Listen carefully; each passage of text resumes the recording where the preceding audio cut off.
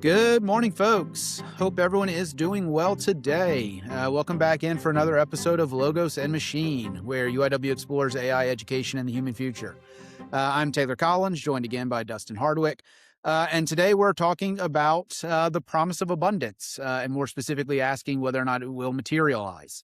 So the quick little background on this episode, for those of you who joined in for the first couple, can probably tell that Dustin and I both have some inherent concerns about the transition that's coming over the next several years. And we may have been pretty heavy on some of the concern side of this innovation. I think in this episode, we want to start with a little bit of a fair balance on the potential upside. And the upside is something that every one of these CEOs leading these companies is telling us is coming. They're telling us abundance is on the way.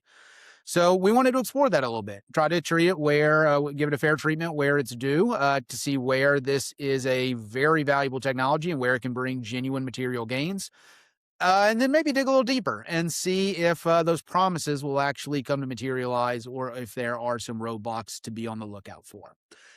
So that is our plan for today. As we hop into this, let's just give you a little bit of a scale for the sort of promises that these CEOs are making. So we pulled a couple of quotes for you so that everyone can be on the same page with the kind of promise that they have for our future. So just a few of us here. Dimas Hassabis, he is the CEO of Google DeepMind. They run Gemini.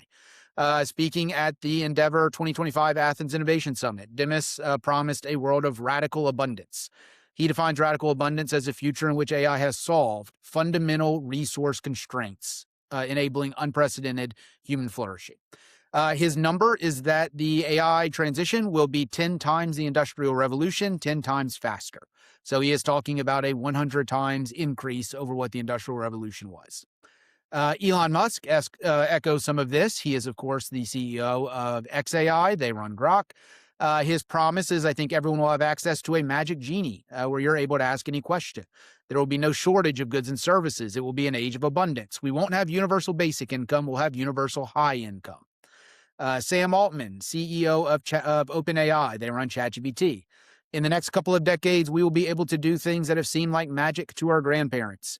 Eventually, we can each have a personal AI team full of virtual experts in different areas, working together to create almost anything we can imagine. With these new abilities, we can have shared prosperity to a degree that seems unimaginable today. In the future, everyone's lives will be better than anyone's life is now.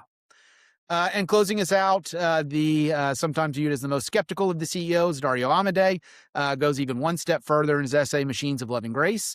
The goal to aim for would be 20% annual GDP growth in the developing world. Speaking to the prospects for biology and medicine, he promises or hopes for the reliable prevention and treatment of nearly all natural infectious disease, elimination of most cancer, very effective prevention and effective cures for genetic disease, prevention of Alzheimer's, improved treatment of most other ailments, doubling of the human lifespan, and even biological freedom. His vision for the future is that once the human lifespan is 150 years old, we may be able to reach escape velocity, buying enough time that most of those currently alive today will be able to live as long as they want. So, abundance spans everything from we're going to make a bunch of stuff and it's going to make us wealthy to immortality. So, Dustin, first listen through of the promises of the tech CEOs. What is the gut reaction to these promises? Oh my.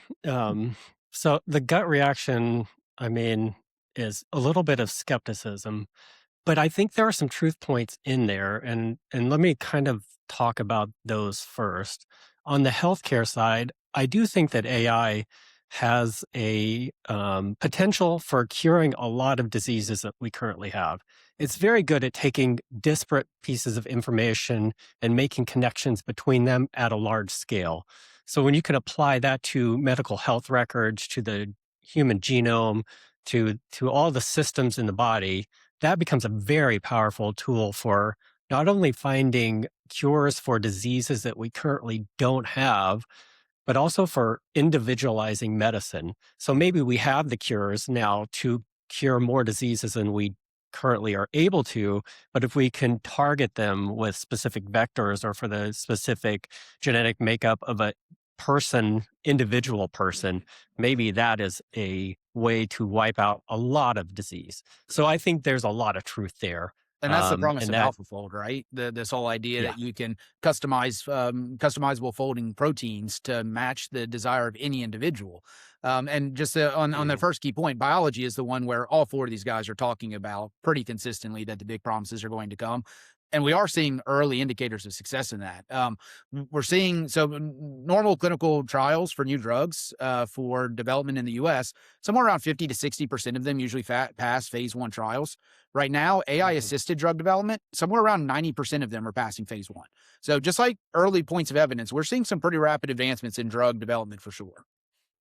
Also, the speed, not just the speed on the development side, but AI is allowing the processing of all of these applications to go quicker too. That's just getting started there, but that percentage going up also with compressing timelines means that we shorten that development cycle from decades down to a couple of years. And that's good news for all of us. Mhm. And I think I'm glad you mentioned AlphaFold. That's one of the biggest success stories, one of the bright spots in all of the AI. It came out of the AlphaGo, which was actually developed to play Go, but the group of DeepMind said if it can look at these multiple different um, outcomes in Go, because there's almost an infinite number of plays in the game of Go.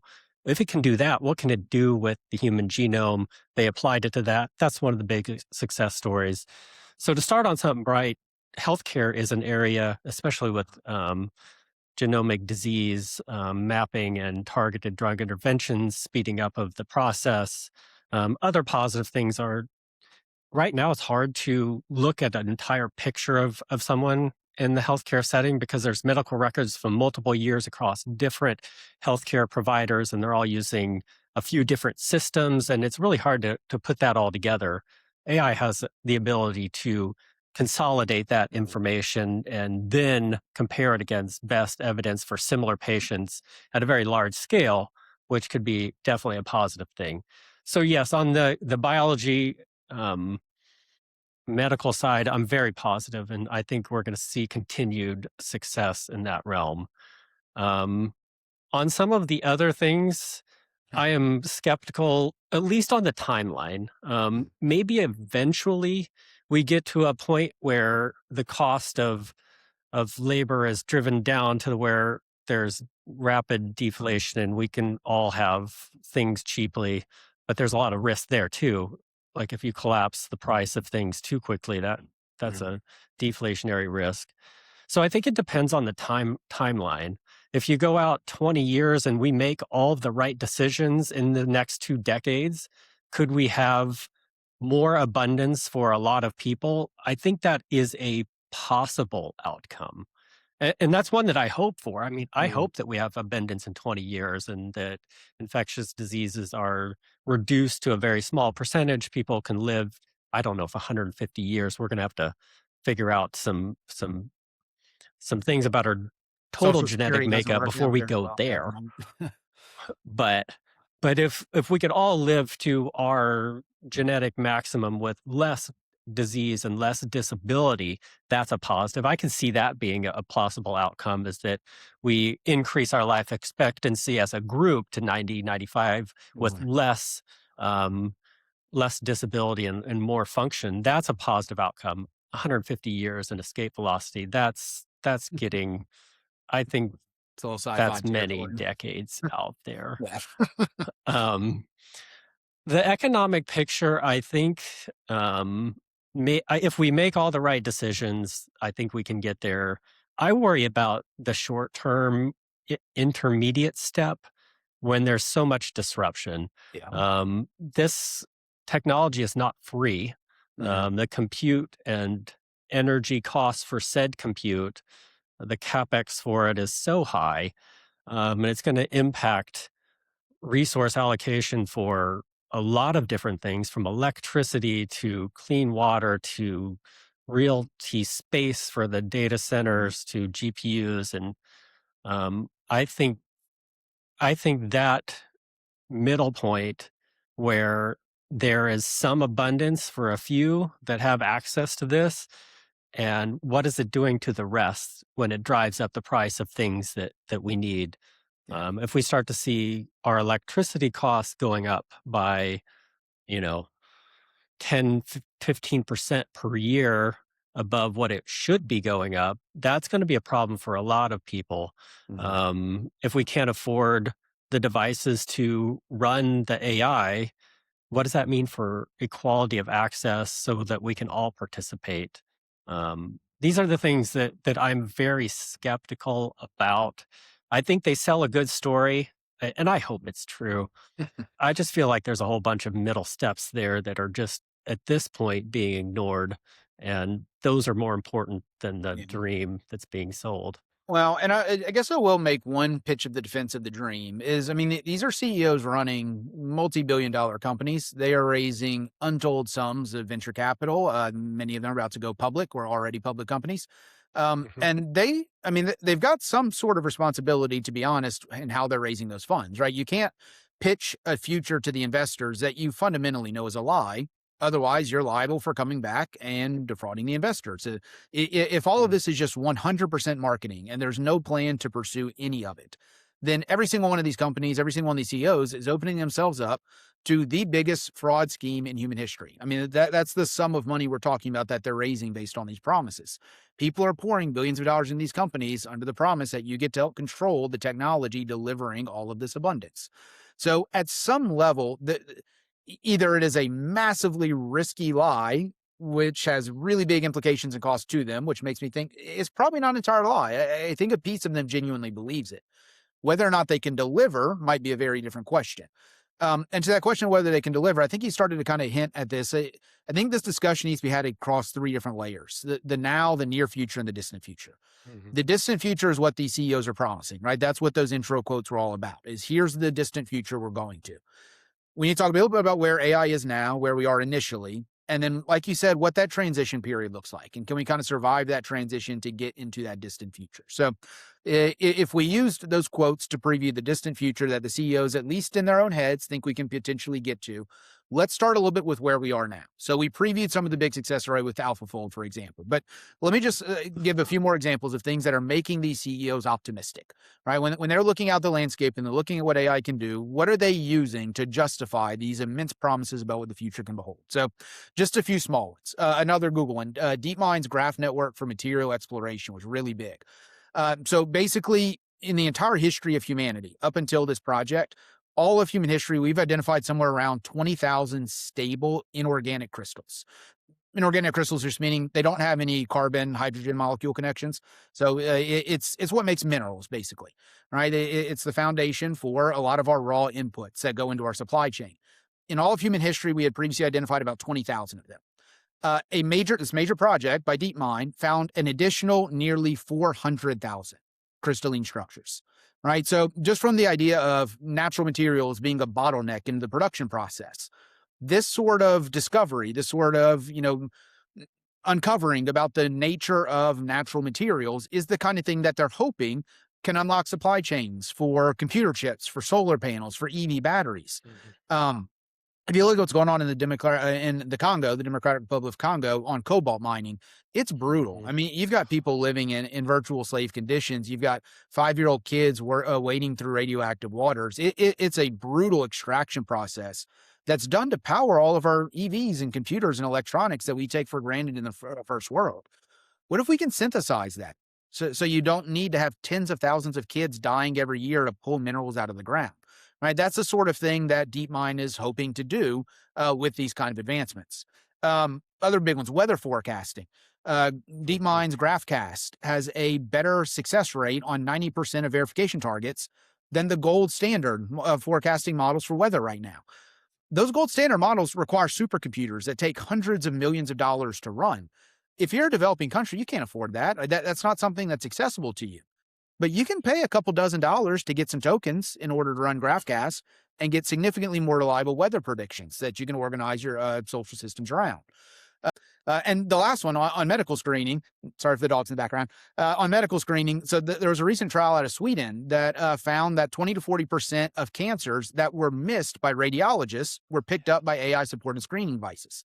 At this point, we've got AI devices that detect diabetic retinopathy at nearly 100% success rate. And yeah, a doctor can do that. But what if you're in a third world country? What if you're in Congo and you don't have access to a world class doctor to detect the core condition that's going to eventually cause the loss of your eyesight? Now you can do it with just a phone, taking a picture at home. So, like, all of these are things that have already been done that are the CEOs are pointing this stuff and they're saying, look, this is the proof of concept, right? This is the foundation to show that this can work if we can extrapolate it to large scale. Now, like you said, the transition period is still very uncertain, but that's at least the sort of foundation that we're working off of. So yeah, on those, I guess, promises of where things stand right now, you've got the background in medical in particular. Have you come across any other large scale successes in the medical field up to this date? I mean, I think a lot of the things you've already pointed out, as far as diagnostics for medical, that's going to be big with imaging. We already talked a little bit about the drug trials, and I hinted on. I think the system-wide impacts of having AI taking in data from not just each individual patient, but comparing it to larger data sets that can be mapped to be similar. That thesis, I think, alone is probably going to be the biggest driver of a lot of our successes. Mhm. Just because right now we apply the population health to individuals. Mhm. If we can individualize the treatment plans, tailor dosages, time to administer doses for individuals, Mhm. that can really decrease the number of side effects while increasing the efficacy. So I think it's about information synthesis is going to be the biggest driver there, beyond the things that we've talked about already with genomes and such. There's a few hiccups to be had along the way. A lot of our medical systems are different right now. So having them access AI and pulling that data together, that's going to be sort of the speed bump right now. So we're talking about that intermediate period. We have the technology to do a lot of the things that we're talking about here, but the infrastructure wasn't set up on the front end to be Mhm. a so that each of the medical records can speak to one another. Yeah. And so I think that the build out there is going to take some time because these are embedded systems within large healthcare systems that need to go through all the vetting. They have shareholders. They have, they're beholden to a lot of their own fiduciary responsibilities. But also think about the regulation for Mhm. healthcare. It is not moving at the same speed that the technology is. In our own field, we are passing House of Delegates proposals on use of AI in physical therapy and putting out some official documentation on that. But that there's a lag between what's happening and those kinds of decisions that are being made. Meanwhile, the field of AI is not stopping it at all. It's moving more rapidly forward. So to continue on the thought of the interim or kind of this intermediate period, I think the mismatch between AI's potential Mhm. and the infrastructure regulatory environment to allow that to happen is going to cause a lot of issues with the rollout. I mean, we have the technology to do a lot more than we're doing right now, but until we are allowed to or have the means to do so, we're going to be kind of in this messy period where Mhm. AI is being deployed, maybe at certain clinician level that's not integrated with the system or it's being used sporadically in different layers of the organization. And there's going to be some equity issues as larger corporations with more capital can more rapidly evolve to it. So I think it's going to be messy. Yeah. I'm Well, really bullish on the potential, but the short term disruption I think is going to be a challenge, especially from the regulatory perspective. It takes a and long time to yeah. change those. You Yeah. mentioned there the larger companies having access to the more advanced models, maybe from a capital framework, but it's not just the capital framework; it could be the regulatory framework as well, right? I mean, there's models out there right now that the U.S. government is deeming too powerful for the public to use, And yet some of the companies are still allowed to use them. They're still allowed to see them, right? So there is the inherent regulatory structure as well that gives an asymmetry in who has access to what tool. And if these tools become as powerful as what they're promising, then restricting access to the public, which might have come under very good reasons, right? We don't want the same tools that deliver abundance to also create infectious disease, right? Managing how to deal with this stuff is not easy. I'm not saying it is, but are we going to create a future in which, say, power lock-in happens before governance can catch up, right? Mhm. Are we going to have this future where this technology evolves so quickly, right? Hassab has said 10 times faster than the Industrial Revolution, while government's moving slower than ever. And we don't get the collective input as a population that we would need to make sure that this stuff is actually going to distribute across the full economic and social systems that we have. All right. So that timeline, it is very likely to be messier than what the CEOs are promising, right? They say we're here, they say in the near future we'll be there, and we're just going to have this great transition. And they acknowledge along the way, they're not saying anything's perfect. There's going to be job Mhm. loss, there's going to be potential crisis of meeting, there's going to need to be transition and regulatory overhaul. But generally, they remain pretty optimistic that that's going to happen smooth enough, that we're going to get there, that the future is going to be one that is ultimately beneficial for everyone. And there's enough vested interest within our system that that can't be taken for granted, at least in my opinion. Yeah. As you were talking, I was thinking about so far we've really talked about the abundance from just kind of a little bit from the economic perspective and how that trickles down. But the thing that I worry about during this transition period, because you mentioned job loss, and if we're going to see, job loss, it may not be a massive falling off of the cliff, but it could just be that, and this, which has already started, Mhm, the entry level positions are going away first. mhm, So without entry level positions for a young person coming out of high school, college, trade school, whatever, if they don't have a path from that forward, then then is that's not human abundance. That's becomes um, a lack of purpose, mhm, dignity, especially if you tie your own self worth to your career and all those kinds of things. If you don't have a path forward and you don't feel like you ever are going to have a path forward, mhm. that starts to impact the psyche of a whole generation. So when we think about abundance, I think we need to also talk about human abundance and how are we going to get to that? Yeah. And where does that fit? Where does that come in along the way?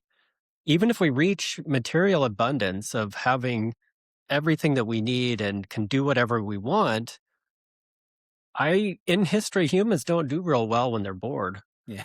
you know? Yeah. So, so I think about it on both aspects, right? Wow. Like the frustration in the interim and in the future, if we have nothing to do, some people will find great things to do. And Mhm, I think that that will allow people to do awesome things. But I also think that some people will get bored and mhm. what is that going to look like? So the Wally future, right? Yeah. But yeah, I mean, well, we need to be careful about this. It's so natural for economists to think about a good functioning economic system just in the framework of production and efficiency and output. That's been the case because for so long, productivity has been the thing that matches up the best with different markers of well being, and not at the individual level, but certainly at the macro level. We see consistently countries that have higher productivity, higher output, higher production match up very well with those with long life expectancy, with low infant mortality rate, with high self reported happiness levels. Mhm. So productivity has always been like this foundational proxy in the field of economics for the society is doing generally well. It's a single variable. It's not a perfect measure, but it's an indicator of the direction we're going. And the story you're basically telling is one in which, throughout the course of the future, that proxy becomes less and less insightful for us. Yeah, we might be producing more and more and more, but is it actually generating that gain of purpose that you're talking about? Right. I know one of the things that makes me proud is I support my family. And Mhm. it's not about, earning income for the sake of saying I've got an income. It's about a demonstration that I'm doing something valuable for the world. right? Hmm. I can do something valuable for the world without being paid. That's not the only way for people to derive value, but we all want to know we're contributing to something, right? That we're a piece of building something up a little bit better and a little bit larger. And for any flaws that capitalism systems have, that's one of the real benefits is it gives everyone a stake in the game of, Hmm. you have an incentive to participate in the process of collective construction, in the collective building and development of society. Everyone does their own little piece of it. And if that foundation for meaning goes away, that could potentially be good in the sense that we want to get rid of the drudgery and the toil and the stuff that Hmm. people are always talking about. But it's the throw the baby out with the bathwater story of what are we going to replace that meaning with? And like you said, I hope it's creative flourishing and finding beauty Hmm. in new works of art and all the different things that people talk about all the time with this. But that's a pretty big sea change from where we start. And people don't just on a dime snap their mindset to something differently and say, previously I derived my sense of meaning and purpose from providing for my family. And now I derive meaning and purpose from, what do I do? Like, what's that next step? Yeah. And that would be one thing if this is a transition that happens over the next 50 years and that transaction happens over multiple generations. But if it Yeah. happens over 5 to 10 years, that's the vision that Amade has is 50 to 100 years worth of progress compressed into a 5 to 10-year timeline. Again, that might be aggressive, but that's the sort of transition time period that they're promising. If that happens, how do we update our mindset, our framework, our view of the world quick enough to adjust to that reality? And I think that's one of the criticisms I have in my head when I hear these quotes and I listen to them talk about the future is they're coming from a very limited view of Mhm. humanity. I mean, they're more similar than they are different. Mhm. They come from either tech or finance or startup culture. So if you give so they just think if you give people free time, they're going to go out and create Mhm. new things.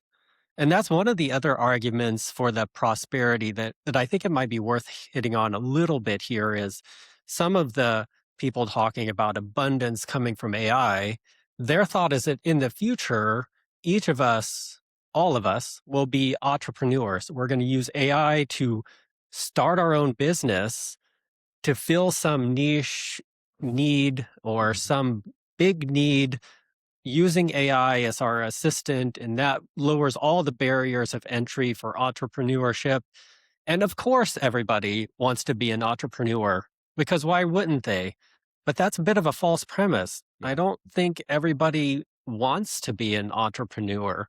And so I think that's a related thing here that I hear and I'm like, from your perspective, that probably sounds valid. And I'm going to give them that benefit of the doubt is from their own perspective, they see this as a genuine positive thing is that more people can be an entrepreneur, can create their own things, but not everybody is looking for that. Yeah. And that may not be the purpose of everyone. So And I find that one a skeptical thing. I'm a little skeptical of that too. yeah, I constantly feel like that's one of the hardest things for societies to navigate is when you've got a situation where a little bit of something is good, but a lot of something is bad. Where do you find that dividing line in the middle? Right. Having a little more people want to be entrepreneurs, that's unequivocally a good thing for society. Yeah. Having everyone be an entrepreneur, that's probably not. That's forcing a lot of people into a career path that is just fundamentally incompatible with their personality, with their goals, with their desire to how they want to interact with the world. Where's the Mhm. dividing line, right? How do you institute a new technology that you're promising everyone's going to go to this extreme when most people probably don't want to, right? I know most people want more freedom, yes, but not everyone wants that freedom to mean starting a business and being responsible for its operation, right? So that is definitely one of the visions of the future of work that I've heard that I have the same concern about. Is it feels Mhm. so limiting for someone who is at the cutting edge of tech that it seems like they've got their own little bubble that they really don't understand how a lot of other people view their relationship to work and what they want out of a position.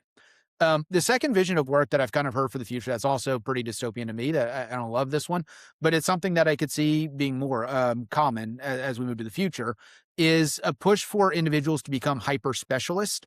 Basically, you become super detailed expertise in one very niche little particular thing so that you can develop the data, the information, the insight on that niche developmental thing that then feeds into the larger model that it can combine with all the other areas. Right. And that's what AI is good at, is finding the overlap between disparate pieces of knowledge. It gives us that opportunity to find that synchronization that otherwise specialists wouldn't know. So one of the proposals that we hear going around in tech space is, well, let's utilize that advantage. Let's utilize that advantage by encouraging every person to become a hyper specialist. By the time you go into high school, you know you're going to specialize in this one specific breed of dog, and you're going to know everything there is to know about that one specific breed of dog inside and out. All of it. You are the world-class expert in that one specific tiny thing. You create the data, the information that you can feed about that one thing into the model, so that the model can then use your knowledge and my knowledge and everyone else's to come up with the best collective decisions on what to do for society as a whole. Now, a couple worries about that. Number one, that puts a lot of power in the core holder of the model, right? If we are basically operating as data generating machines to feed into this AI algorithm, that is ceding a lot of power over the future to it. So that's a concern. Um, but even bigger than that, and back to the core ethos of the show, I think it's the same problem that we have with the entrepreneurship hypothesis. It's a misunderstanding of who people are, right? I think it's a Mhm. very small fraction of people who want their life to be hyper expertise, right? I think most people find joy from knowing some things about a lot of things, from having some sense of that Renaissance man framework of I've got understanding across the spectrum of different areas. And sure, we all have our individual expertise where we focus on the most. Mm. But it's limiting, right? The more we focus ourselves into that one area, we give up the opportunity for connections in so many other places. And that vision of the future where we're going to go hyper specialization, that's something that's gaining some steam. And it's Mhm. something that, again, I think reflects that same concern of just they don't understand who people are. Oh, for sure. Well, as much as your example, I was like, I would like to learn a bunch about a species of dog. Uh-huh. So that one was maybe one that I would be Worked interested against in. myself there. Um, but I think the core threat here is you lose agency Mhm. if you're scuttled into a path at an age that's relatively young. Mhm. Where is the agency for the rest of your life? So there's that. So Mhm. beyond some of the bigger questions here, um, when do you decide who decides for you, and when do they plug you into the machine? That's the other thing I was thinking in my head as you're talking about that. It just sounds like you're going to plug me into the machine, and they're going to suck out all the knowledge on this one topic, and they're going to feed. So there's a dystopian bent to that a little bit, but the more humanistic side is, I think as humans that it's about the journey, and that Mhm. journey is never a straight line. I Mhm. mean, I don't think there's any of us that it's just been, we had a goal when we were young, we just kept down that path, and we never deviated from it. You Yes. know, so I think that one of the greatest things about growing up is trying some things out, and learning about a lot of different things and doing some work in different areas and meeting people outside of your little zone, and this feels like that would constrain that agency, and that sounds pretty dystopian in a way. Well, and it's just got that lock in, right? If you decide in high school, I'm going to go down this particular path, now you're 25, you spend a decade already preparing for it. And like most people, you realize, oh, I'm a different person at 25 than I was at 15. I don't want to do this anymore, right? Is there Mhm. room for forgiveness? Is there room for retraining, for a divergence of what that plan was? So, yeah, I'm hopeful we don't go too far down that area. I don't know to what extent the economic incentives are going to force hyper specialization, but that is something that I think is likewise gaining steam. And it might be the same idea of these tech CEOs are living in a bubble. Maybe they are the rare breed who've known exactly what they wanted to do since they were kids. Demis Hassabis Yes. talks about how long he's wanted to build artificial general intelligence. It's something that's been a lifelong dream of his. So, yeah, maybe that's just another reflection of the people building the technology being a slightly different variation than what the rest of us try to typically view the world. And some of that difference materializing in the technology that they're building. Oh, I think that's 100% it. They they imagine a world that to them seems like utopia. Mm. But again, they're very to get to where they are, that makes them unique in the field as humans, and I think maybe they have been focused on that goal, and they see that as a positive. But that doesn't make it right for everyone, and that doesn't make it utopia. people derive meaning from a lot of different things, and I think losing that agency would be a net negative to the world. Not only is it losing the agency, but not everybody's personality Mhm. is geared for hyper specialization, Mhm. going 100 miles deep and 1 inch wide. I Yeah. think most people fall in the middle where you have a limited breadth of knowledge and you're pretty deep in a lot of it. Mhm. And there's a few areas that you know some other things. And that's part of like the fun of learning about stuff. And I think that's part of what the Pope was talking about in his encyclical, all the way back to our first episode, Hmm. is we don't want to cede what makes us human to hyper efficiency. And to give the visionaries here credit about what they're proposing, a hyper specialized world would almost certainly be more efficient than the one we have now. It would probably Hmm. produce more. It would probably increase our output. It would probably develop those drugs quicker. It would probably help us live a little bit longer. Like there is truth in what they're offering, and that's part of why they're offering it. The question is, does that abundance remove the condition that makes us human? Hmm. And I think for me, flaws are worth enduring if it keeps us who we are at our core. Even if it's something we could theoretically fix, like we don't want to fix the thing that makes us us. And I think that's going to end up being a recurring theme on the show because just so much of what's being put out of Silicon Valley right now feels like it misses that key point. Well, I think that knowledge is not wisdom. Mhm. To put it in a quote, somebody probably said it at some point. I don't know who. Um, but having a bunch of knowledge without striving for that knowledge, without going through the process of learning it, of internalizing it, of really sitting with it, failing, Mhm. coming back and doing a little bit better, failing again, and ultimately reaching your goal, that is a sense of purpose. That Mhm. gives you that human abundance that Mhm. maybe just knowledge at your fingertips doesn't Mhm. allow for. So maybe their world abundance is there, but it's a very narrow Mhm. definition of the word abundance. And it's missing out on all the other pieces of abundance that make us human, that gives our life purpose, that gives our relationships purpose, that gives us a reason to get up and be a little bit better than the day before. I feel like if we're overly optimized, what am I going to do better the next day Yeah. than the day before it? What is the ultimate growth that I'm looking for Mhm. in that? And it's hard to really see that. Yeah. Um, I, yeah. I I've always thought that one of the greatest gifts we have as humanity is our imperfection. It guarantees that Hmm. we always have the ability to strive to do a little bit better. And if we've got an AI overlord promising to fix all those imperfections for us, we just have to sit back, wait, give them the power to make that transition. To me, that sacrifices a lot more than what it gains. Agreed 100%. Yeah. Okay. Eh, All yeah. right. Well, this feels like a pretty good spot to wind down. Dustin, do you have anything else you wanted for us to cover today?